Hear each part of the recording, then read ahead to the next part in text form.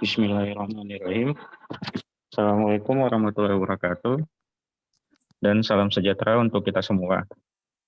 Di sini kami dari kelompok 6 akan mempresentasikan mengenai aplikasi integral tunggal khusus luas. Di mana dari kelompok 6 sendiri beranggotakan saya sendiri Jungrin Raking, kedua Suwendi, 3 Muhammad Mukhid Agung, 4 Dwi Rizky Afriansyah.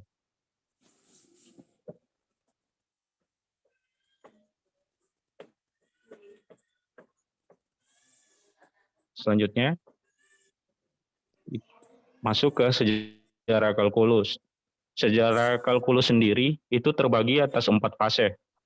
Untuk fase 1, itu ide-ide atau gagasan mengenai teorema dasar kalkulus itu sudah bermunculan, namun belum dikemukakan secara signifikan. Tokoh yang berkontribusi dalam fase ini ada Eudoxus 408 sampai 355 sebelum Masehi. Kemudian ada Archimedes 287 sampai 212 sebelum Masehi. Archimedes sendiri merupakan orang yang tercatat pertama kali menggunakan integral. Dia menggunakan integral ini daerah yang dibatasi oleh parabola dan tali busur. Kemudian masuk ke fase 2. Fase 2, kalkulus yang kita pelajari sekarang ini ditemukan oleh Leibniz 1646 sampai 1716 dan Newton 1643 sampai 1727. Untuk Leibniz sendiri itu bekerja pada integral dan sedangkan Newton bekerja pada turunan. Masuk ke fase 3, kita sebutnya dengan fase modern. Pada abad ke-19, para ilmuwan membuat analisis yang ketat dengan proses yang panjang. Tokoh yang berkontribusi pada masa ini ialah Cauchy de Rislet, Riemann, Abel, Bolzano, Weierstrass, dan Dedekind. Masuk ke fase 4, ini juga dalam fase modern. Tokoh pada masa ini yaitu Cantor yang menemukan teori himpunan, kemudian Bayer dan Lebesgue. Pada masa ini, ilmu yang berkembang adalah mengenai teori himpunan.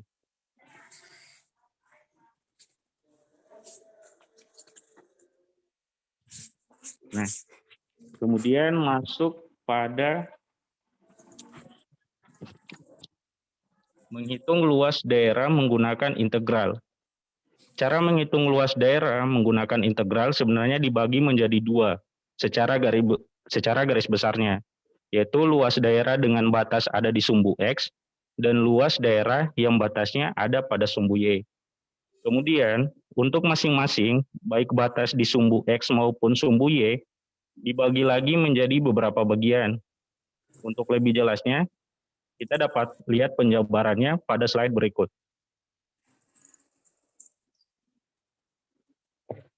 Pertama, luas daerah dengan batas sumbu X. Luas daerah dibatasi satu kurva pada sumbu X. Untuk daerah yang dibatasi oleh satu kurva memiliki 2 tipe luas, yaitu luas dengan daerah di atas sumbu X dan daerah berada di bawah sumbu X seperti pada gambar. Ini kita bisa lihat bahwa luas daerah R itu dibatasi oleh kurva Y sama dengan Vx, kemudian dibatasi oleh sumbu X, dan dibatasi oleh garis X sama dengan A, dan juga X sama dengan B. Itu adalah daerah di atas sumbu X. Itu sama juga halnya dengan luas daerah X. Yang membedakannya adalah untuk luas daerah X itu ada daerah di bawah sumbu X. Nanti bentuk integralannya sendiri itu akan menjadi negatif untuk luas daerah.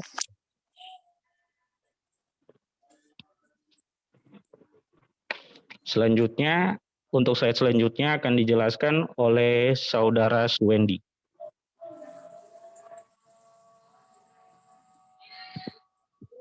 luas daerah R di atas sumbu X yang dibatasi oleh kurva Y sama dengan Fx sumbu X sumbu X garis X sama dengan A dan garis X sama dengan B dengan Fx kurang lebih 0 pada interval A kali B dapat dihitung dengan rumus integral luas R sama dengan integral A batas B Fx dx. Luas daerah X di bawah sumbu X yang dibatasi oleh kurva Y sama dengan Gx. Sumbu X garis X sama dengan C dan garis X sama dengan D. Dengan Gx kurang daripada integral CD dapat dihitung dengan rumus integral. Luas S sama dengan min integral C batas D Gx dx. Kenapa luas daerah di bawah sumbu X diberi tanda negatif? Karena nilai fungsi di bawah sumbu X negatif. Padahal luasan suatu daerah selalu bernilai positif, sehingga diberi atau dikalikan negatif agar bernilai positif.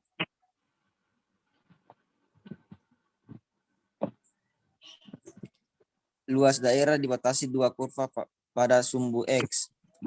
Untuk luas daerah yang terletak di antara dua kurva dengan batas ada di sumbu X bisa dilihat gambar berikut ini.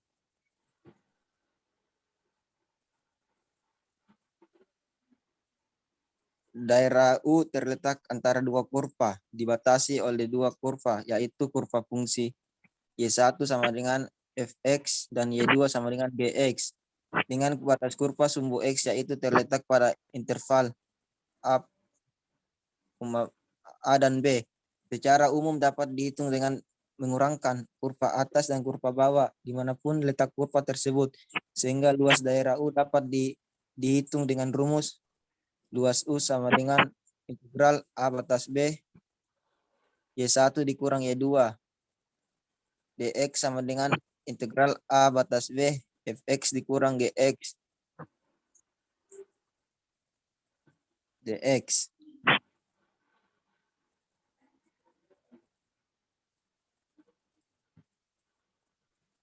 Contoh soal luas daerah pada sumbu X. Yang pertama, hitunglah luas daerah yang dibatasi oleh kurva Y sama dengan 4X dikali X pangkat 2. X sama dengan 1, X sama dengan 3. Dan sumbu X. Penyelesaian. Kita gambar dulu kurva aksiran daerah yang dimaksud. Kedua, menentukan luas daerah yang diarsir. Yang pertama, luas arsiran. Integral A batas 1 batas 3 Fx dx sama dengan integral 1 batas 3 4x dikurang x pangkat 2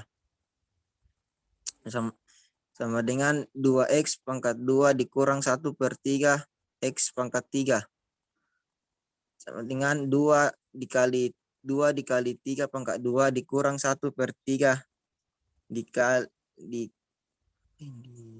3 per 3 pangkat 3 dikurang 2 dikali 1 pangkat 2 dikurang 1 per 3 dikali 1 pangkat 3 sama dengan 18 dikurang 9 dikurang 2 dikurang 1 per 3 hasilnya 7 1 pangkat 3.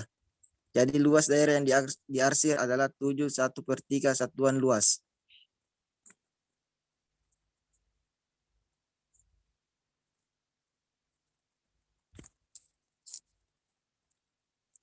Contoh soal kedua yaitu, tentukan luas daerah yang diarsir pada gambar berikut dengan menggunakan integral. Pada gambar yang di samping itu penyelesaiannya, karena L2 terletak di bawah sumbu X bernilai negatif, maka L2 diberi tanda negatif agar menjadi positif. Oleh karena itu, luas daerah yang dicari adalah sebagai berikut. Luas arsiran sama dengan L1 tambah dalam kurung minus L2 sama dengan L1 dikurang L2. Sama dengan integral batas 01 integral interval 01 sama dalam kurung X pangkat 2 dikurang 5X tambah 4 dx dikurang integral interval 1/4 dalam kurung x pangkat 2 dikurang 5x tambah 4 dx. Sama dengan sepertiga x pangkat 3 dikurang 5/2 x pangkat 2 tambah 4x. Batas 1, 0 dikurang sepertiga x pangkat 3 dikurang 5/2 x pangkat 2 tambah 4x. Sama dengan 6/3. Jadi luas daerah yang diarsir adalah 6/3 satuan luas.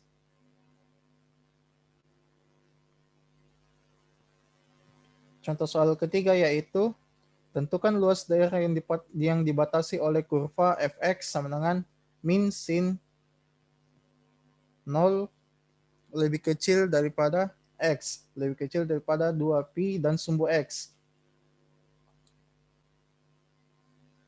Menentukan luas penyelesaiannya itu kita gambar dulu kurva fx sama dengan min x dan daerah arsilannya. Kemudian menentukan luas daerah arsilan. Luas daerah arsilan terdiri dari dua daerah yaitu A1 dan A2, di mana A2 ada di bawah sumbu X sehingga kita berikan tanda negatif agar luasnya positif. Luas arsilannya itu A1 tambah dalam kurung minus A2 sama dengan A1 dikurang A2 sama dengan integral 2pi batas pi dalam kurung min sin X dx dikurang integral interval 0 dan pi dalam kurung min sin X dx sama dengan cos X dikurang cos X sama dengan dalam kurung cos 2pi dikurang cos pi kurang cos pi dikurang cos 0 sama dengan 1 dikurang minus 1 tutup kurung dikurang minus 1 dikurang minus 1 sama dengan 2 dikurang minus 2 sama dengan 4. Jadi luas daerah yang diarsir adalah 4 satuan luas.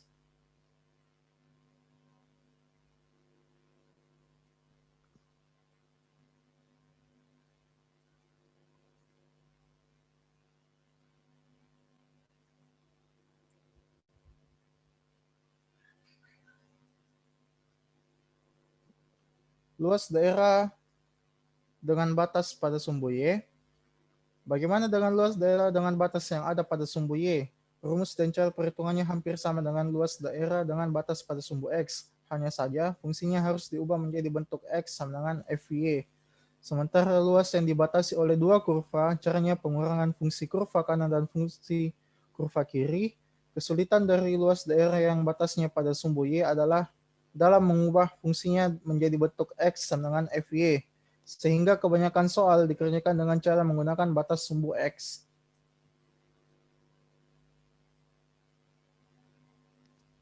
Baiklah, selanjutnya contoh soal. Yang pertama itu hitunglah luas daerah yang diarsir berikut pada gambar A.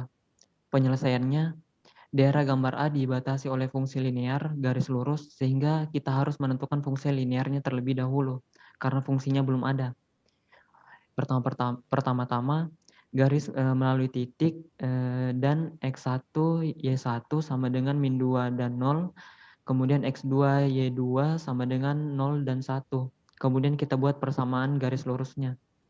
Di mana Y dikurang Y1 per Y2 kurang Y1 sama dengan X kurang X1 per X2 kurang X1.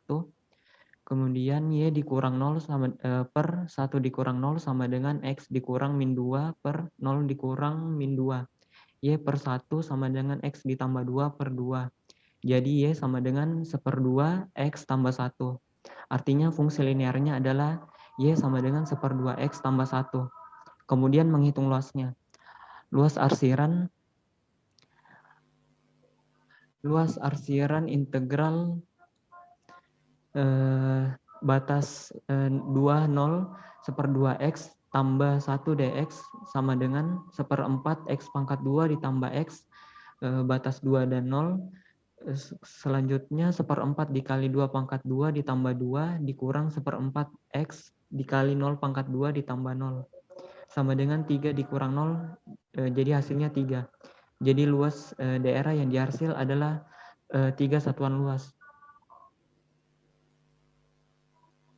Kemudian selanjutnya Untuk soal kedua, daerah gambar B di atas oleh fungsi kuadrat karena kurvanya berupa parabola, sehingga kita harus menentukan fungsi kuadratnya. Pertama-tama titik puncaknya itu XP dan YP sama dengan 3 dan 0, dan melalui titik 0 dan 3. Kemudian menyusun fungsi kuadratnya. Dapat dilihat pada gambar berikut. Kemudian Y sama dengan A dalam kurung X dikurang XP pangkat 2 ditambah YP. Y sama dengan A dalam kurung X dikurang 3 pangkat 2 ditambah 0. Y sama dengan A dalam kurung X dikurang 3 pangkat 2. Substitusi titik 0 dan 3. Kemudian 3 sama dengan A dalam kurung 0 dikurang 3 pangkat 2. Kemudian 3 sama dengan 9A, A sama dengan sepertiga. Artinya fungsi kuadratnya adalah Y sama dengan sepertiga dikali X dikurang 3 pangkat 2 sama dengan sepertiga dalam kurung X pangkat 2 dikurang 6X ditambah 9. Hingga Y sama dengan sepertiga X pangkat 2 dikurang 2X ditambah 3. Kemudian kita hitung luas arsiran, di mana integral batas 0 dan 3 sepertiga X pangkat 2 dikurang 2X ditambah 3 dx sama dengan 1/9 X pangkat 2 dikurang X pangkat 2 ditambah 3X batas 0 dan 3, kemudian 1/9 dikali 3 pangkat 3 dikurang 3 pangkat 2 ditambah 3 kali 3 dikurang 1/9 dikali 0 pangkat 3 dikurang 0 pangkat 2 ditambah 3 kali 0. Sehingga 3 dikurang 0 sama dengan 3. Jadi luas daerah yang diarsil adalah 3 satuan luas. Kemudian aplikasi kalkulus dalam dunia kerja. Yang pertama itu pada bidang astronomi. Di bidang astronomi dipakai untuk menentukan posisi bidang bintang dan juga digunakan pada penerbangan antariksa sebagai penentuan garis bujur. Kemudian di bidang olahraga, kalkulus dipakai pada permainan bola kriket di mana fungsinya untuk menentukan arah lengkung pada bola. Yang ketiga di bidang engineer sebagai desain sistem jaringan untuk membuat gedung pencakar langit, membuat sistem untuk perintah robotik. Yang keempat pada bidang biologi, ilmu kalkulus digunakan untuk membantu menghitung panjang tulang punggung manusia, serta juga digunakan untuk menghitung ruas tengkorak. Kemudian yang kelima, pada bidang ekonomi. Dalam bidang ekonomi, penerapan ilmu kalkulus bisa dilihat dari banyak perusahaan atau bank-bank yang memakai ilmu kalkulus untuk menghitung pembayaran bulanan bagi yang menggunakan kartu kredit.